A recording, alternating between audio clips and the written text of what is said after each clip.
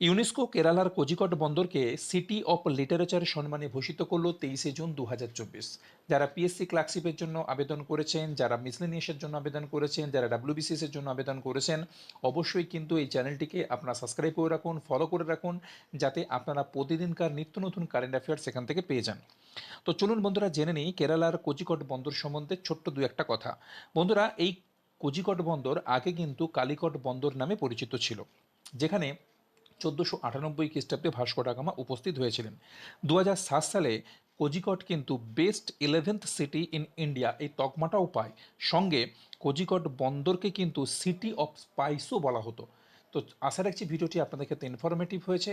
অবশ্যই কিন্তু চ্যানেলটিকে আপনারা সাবস্ক্রাইব করে রাখুন, পেজটিকে ফলো দিয়ে রাখুন, যাতে প্রত্যেক দিন আপনারা এই ধরনের কারেন্ট অ্যাফেয়ার্স পেতে পারেন। Thank you.